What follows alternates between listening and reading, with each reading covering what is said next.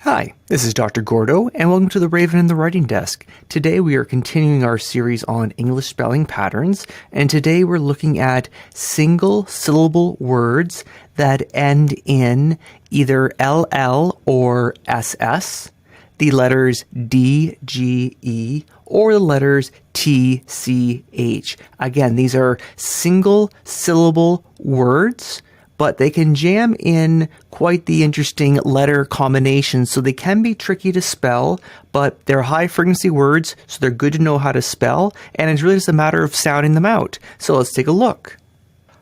First up, we're looking at what I would call a solid consonant sound.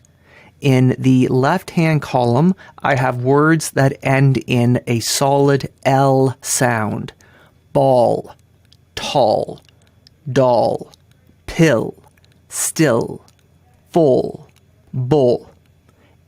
Likewise, in the right-hand column, I have single syllable words ending in a strong S sound.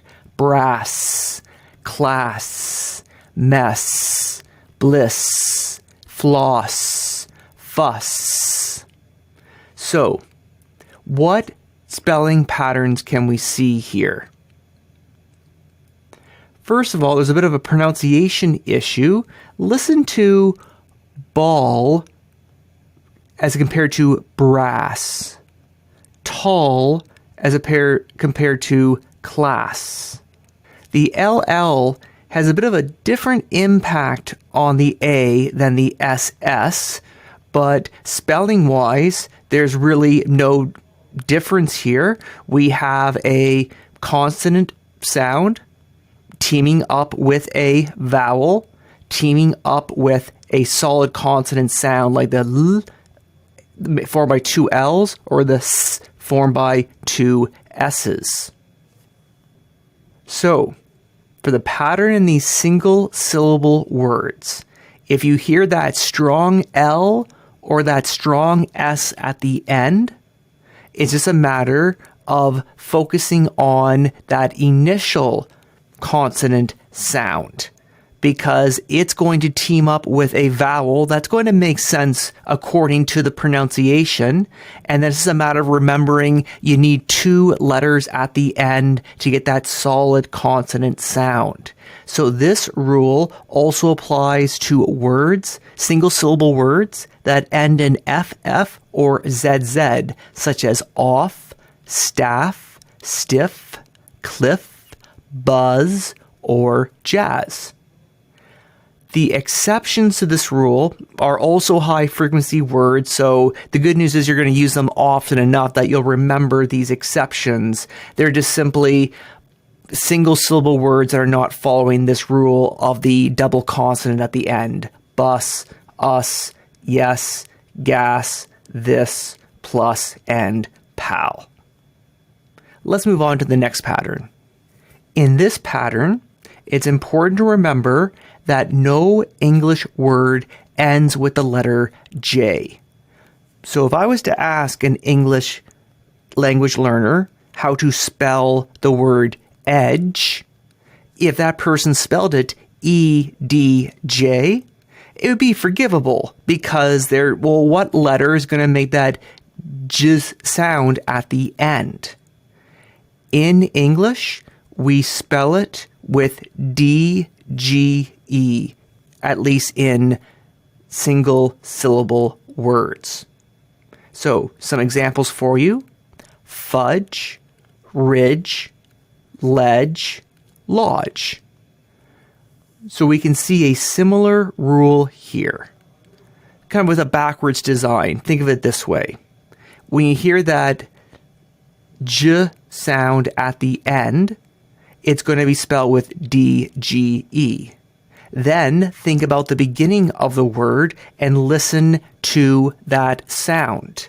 Fudge, ridge, ledge, lodge. It's a simple enough sound that you should be able to make an educated guess at what that initial letter is going to be. Then it's just a matter of getting the vowel correct and then finishing off with D-G-E.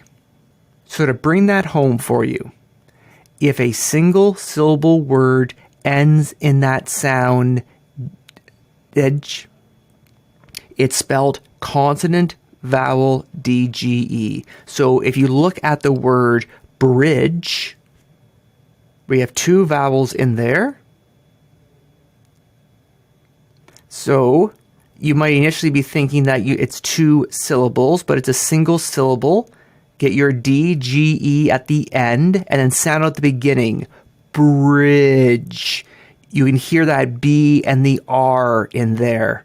And then it's just a matter of remembering the I before the DGE. So despite being 6 letters long, still a single syllable word.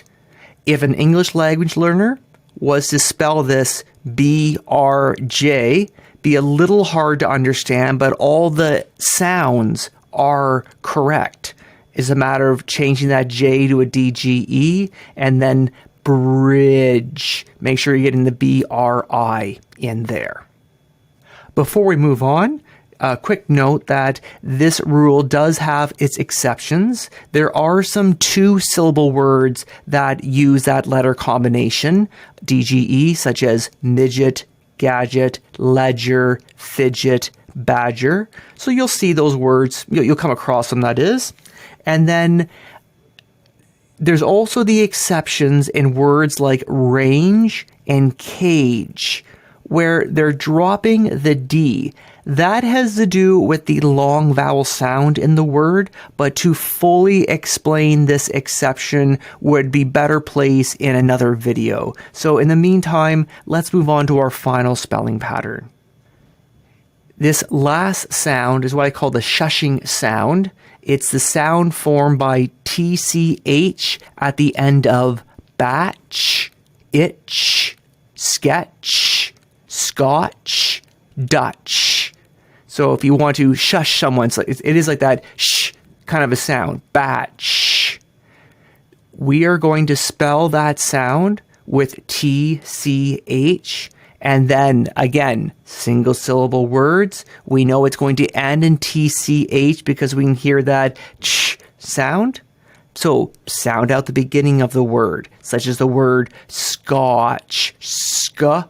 Okay, we're going to use an SC to form that sound. Scotch, we can hear that O, so we're going to finish it off TCH. So these words are a really good example of the power of sounding out the word in order to notice all the different sounds so we can get all the correct letters in our spelling.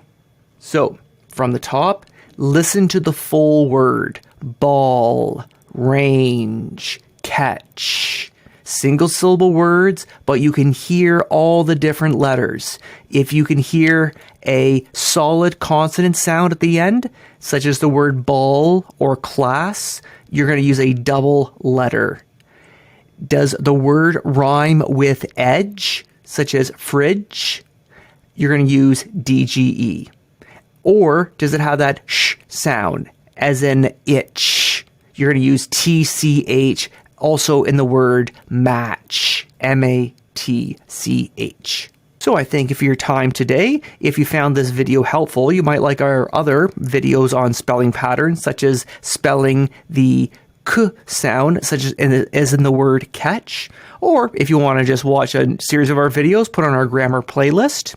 In the meantime, if you could please like and subscribe, it'd be much appreciated. And of course, put your questions down in the comments, and I'll do my best to get back to you as soon as I can. So again, I thank you for your time. Have a great day. Bye for now.